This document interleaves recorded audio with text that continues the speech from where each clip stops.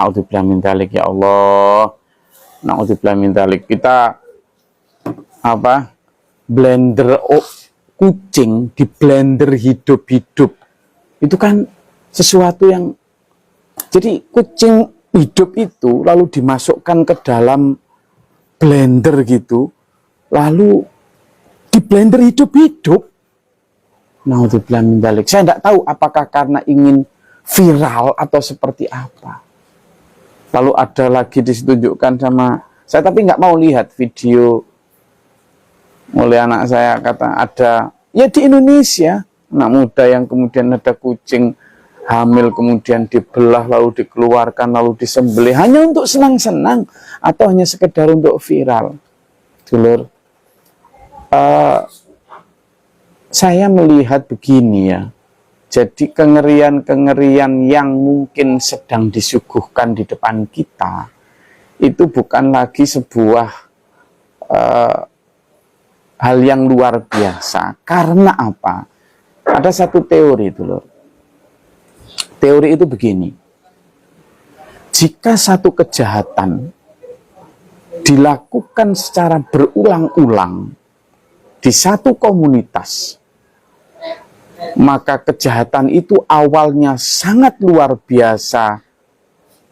Kejahatannya dibenci dan dijauhi atau dianggap tabu, maka lama-lama kejahatan itu akan dianggap biasa, ada kejahatan, begitu. Ketika lama-lama sudah orang terbiasa dengan kejahatan, maka orang tidak lagi kaget dan juga tidak lagi melihat orang yang berbuat jahat itu sebagai sesuatu yang luar biasa, tapi biasa. Lalu lama-lama ketika semakin sering dan semakin biasa kejahatan itu ada di sekitar kita, orang makin tidak peduli. Makin tidak peduli. Mereka makin cuek. Lalu makin lama makin permisif. Permisif ini sudah tingkatan lagi. Permisif itu kan apa?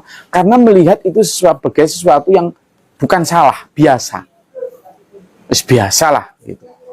Kalau itu makin sering terjadi dan terbiasa di depan kita, maka orang akan melihat itu sebagai malah justru standar kebaikan. Orang yang keliru itu malah jadi standar masyarakat minimal. Sehingga makin lama, akhirnya nanti kebaikan itu ketika ada orang mengingatkan, hei itu jangan, itu malah dianggap sok suci,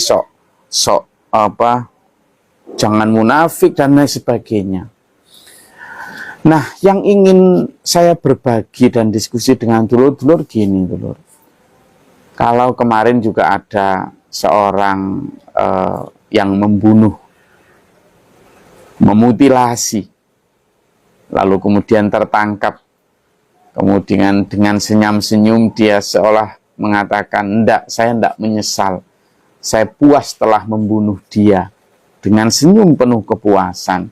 Meskipun nanti biasanya ujung-ujungnya kemudian dibawa ke psikiater gitu ya, atau psikolog ya. Tetapi saya melihat kebiasaan ini, atau kemudian malah mungkin hukuman yang ringan, itu membuat orang semakin permisif, semakin terbiasa terhadap hal-hal yang sesungguhnya itu perlu dijauhi. Nah, apa kaitannya dulur? Kalau sampean baca surat Al-Kahfi ya, baca surat Al-Kahfi. Di surat Al-Kahfi itu ada satu kisah. Kisah itu tentang Zulkarnain. Zulkarnain ini kan seorang yang dikisahkan sebagai orang yang kuat, orang yang dan pengembara, ya, pengembara dari satu negeri ke negeri yang lain. Nah, satu waktu di satu etape pengembaraannya itu Zulkarnain bertemu satu kaum. Kaum itu tidak mengerti apa-apa lah ya, kaum nasya'an. Jadi nggak bisa bicara. Bicaranya itu kurang terang lah. Tapi singkat cerita, akhirnya mereka cerita kepada Zulkarnain bahwa mereka sedang diserang dan dikuasai oleh satu makhluk yang bernama Ya'juj wa Ma'juj. Nah, Ya'juj Ma'juj. Nah, atas kuasa Allah kemudian Zulkarnain ini diberi kekuatan untuk kemudian mengalahkan Ya'juj Ma'juj dan memenjarakan mereka di satu lembah yang besar, dan kemudian dibangun tembok yang kuat, bukan dari batu bata tapi dari cor-coran baja dan timah yang mengelilingi itu. Intinya sejak zaman Dzulkarnain itu, sampai kemudian ribuan tahun kemudian, itu terjaga. Artinya Ya'juj Ma'juj itu terkurung. Ya'juj Ma'juj ini digambarkan sebagai satu kaum atau makhluk yang luar biasa kejam, sadis luar biasa. Kalau bertemu pokoknya hancur-hancuran, sadisme, kanibalisme kayak gitu. Luar biasa. Nah, dulu, tetapi di satu hadis diceritakan bahwa nanti tembok yang dibangun Dzulkarnain itu di akhir zaman juga akan lepas, akan tumbang, akan roboh. Di mana kemudian Ya'juj Ma'juj lepas. Nah, sekarang kita coba. Saya justru melihat ketika sekarang kengerian, kengawuran, kejahatan manusia yang kemudian sudah luar biasa seperti ini. Ya, misalnya kalau di Amerika dengan cara mass shooting, ya, kemudian menembak yang hampir tiap bulan ada penembakan massal di sana. Ya, kalau di masa peperangan sudah jangan ditanya lagi ya. Pada saat kerusuhan Sampit, kerusuhan Poso, kerusuhan Sambas, kerusuhan di Jawa, di Banyuwangi, di Lampung, kayak gitulah. Saat itu kalau sampean dan saya lihat video-videonya udah nggak berperi kemanusiaan. Di dua kubunya, saya tidak melihat kubu satu, saya melihat manusianya, di mana pelakunya juga manusia, korbannya juga manusia. Tetapi yang saya ingin ajak sama adalah coba lihat kengerian yang dilakukan. Kok kayak Ya'juj Ma'juj? Kok seperti Ya'juj Ma'juj dulu? Jangan-jangan Ya'juj Ma'juj yang dulu dikerangkeng oleh Dzulkarnain itu secara jasad mungkin sudah mati atau bagaimana, tetapi tembok-tembok yang dibangun Dzulkarnain itu simbol-simbol dari benteng-benteng moral yang kemudian sekarang mungkin juga sudah jebol. Benteng-benteng norma, baik norma ketimuran kita tentang sopan santun, norma agama tentang aturan Tuhan, jangan membunuh, jangan mencaci, jangan menghina, jangan membenci. Norma-norma ini jebol sekarang. Khawatirnya itu justru simbol besok suatu saat akan jebol. Jangan-jangan sekarang sudah jebol. Dan kemudian Ya'juj Ma'juj itu tidak menjelma menjadi makhluk yang kayak digambarkan film-film, tetapi kemudian sudah masuk melalui benteng yang jebol itu ke dalam HP, ke dalam televisi, ke dalam film-film yang seperti menjadi tutorial bagi kejahatan-kejahatan yang kemudian muncul terus. Sekarang siapa yang bisa membentengi? Orang tua? Guru? Pemerintah? No. Tidak ada sudah sekarang aturan yang bisa membentengi itu. Misalnya pornografi, aturannya sudah jelas. Dan kementerian juga sudah banyak melakukan memblokir situs-situs itu. Tapi apa? Maling lebih pintar. Demikian pula video-video tentang sadisme, tentang apa, sebenarnya sudah tapi ya tetap pintar. Nah, benteng-benteng ini sudah jebol. Jangan-jangan memang benteng yang dibangun Dzulkarnain ini berupa norma agama, norma ketimuran, norma adat, norma apa yang sebenarnya mengajarkan kebaikan, tetapi jebol sekarang oleh ajaran-ajaran yang tidak jelas. Apa? Ya ajaran ini kebebasan, kepuasan yang memperturutkan hawa nafsu. Di mana Al-Quran sudah menjelaskan. A'udzubillahi minasyaitonirrajim. Ara'aita man ittakhadha ilaha hawa. Tahukah kamu Muhammad orang yang mempertuhankan hawa nafsunya? Iya, dulur, sama misalnya ada seorang gadis yang hanya karena kepingin viral, lalu kemudian menjadikan ibunya sebagai objek untuk konten, disuruh di tengah di depan, kalau orang Jawa dulu latar ya, latar itu kayak halaman depan rumah gitu, lalu disiram lumpur, kemudian disuruh gulung-gulung di syuting hanya untuk lucu-lucuan.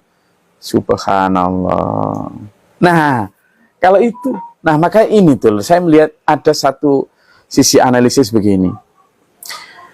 Kalau tadi anak-anak ada kengerian-kengerian tadi dan segala macam kemaksiatan segala macam di sebelah kini, orang-orang yang mungkin pengetahuan agamanya kurang, gitu, mungkin ya, wallahu alam, tapi bisa jadi tahu juga, yang kemudian memperturutkan nafsu semaunya, semau gue, mungkin karena jauh dari Tuhan.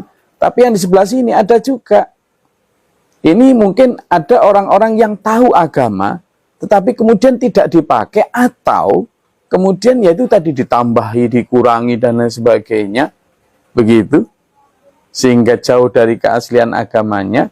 Kemudian yang di sebelah sini, orang yang berebut kuasa. Yang di sebelah sini, manusia-manusia yang kemudian berebut dan berlomba dari sisi harta, sehingga halal haram diterabas saja. Jadi di sini orang berebut kuasa, di sini orang berebut harta, di sini orang hura-hura, di sini orang mengamalkan agama tapi tidak sesuai aturan para rasul, para nabinya.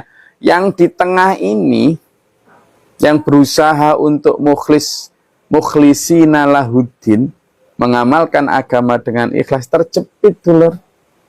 Terjepit, dan inilah yang kemudian menemukan satu kelompok yang illa tadi. Illa dalam surat Al-Asr disebut a'udzubillahi minasyaitonirrajim wal 'asr, demi waktu asar, demi waktu singkat, demi waktu yang singkat.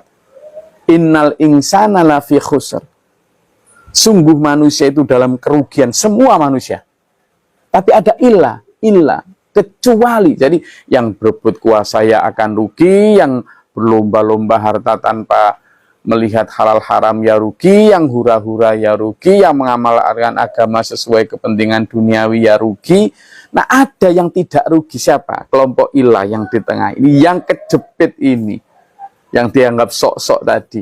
Ilah siapa? Alladzina amanu, yang tetap berpegang teguh pada keimanannya. Tapi keimanan bukan hanya pada ucapan, tapi keimanan juga pada tindakan. Lalu yang kedua adalah wa'amilus sholihat, dan tetap beramal soleh, konsisten, istiqomah. Dan yang ketiga, watawasau bil haq, watawasau bis sabr, orang yang tetap saling mengingatkan dalam sabar dan dalam hak. Satu ikhtiar yang saya lakukan bersama dulur-dulur melalui kajian Sabtu ini adalah ikhtiar untuk tetap saling mengingatkan. Meskipun mungkin dengan topik-topik yang kurang populis, tetapi insya Allah tetap saya sampaikan bahwa bisa jadi simbolisasi Ya'juj Ma'juj itu telah lepas dan kemudian merasuk ke dalam naudzubillah min dzalik circumstances kita, di dalam sosialita kita tidak kerasa. Jangan-jangan juga benteng-benteng Zulkarnain tadi, di mana itu merupakan simbol dari benteng norma agama, norma sosial, norma susila, norma ketimuran yang kita punya, juga sudah jebol, lalu masuk melalui media, melalui segala macam ini, naudzubillah min dzalik. Sehingga kengerian-kengerian itu makin banyak muncul. Bisa kita stop dulu dengan apa? Memulai dari menyetop diri kita untuk tidak mengikuti 4 segmen tadi, baik rebut kuasa, rebut harta, hura-hura, maupun penyelewengan agama tadi. Ayo tetap fokus, mukhlisina lahuddin, menjadi kelompok ilah yang alladzina amanu, yang amilus sholihah, dan yang tetap saling mengingatkan, watawasau bil haq, watawasau bis sabr. Mudah-mudahan kita menjadi kelompok ilah, menjadi kelompok yang kecuali meskipun sedikit, meskipun pahit, meskipun terjepit. Saya ulangi, meskipun sedikit, meskipun pahit, meskipun terjepit, tapi tetaplah qulil haqqa walau kana murran. Sampaikan kebaikan meskipun pahit. Insya Allah itu yang diridai oleh Allah SWT. Semoga bermanfaat dan berfaedah. Kita jaga diri kita, keluarga kita untuk selamat dunia dan akhirat. Sampai ketemu pekan depan. Bila taufiq wal hidayah. Wassalamualaikum warahmatullahi wabarakatuh.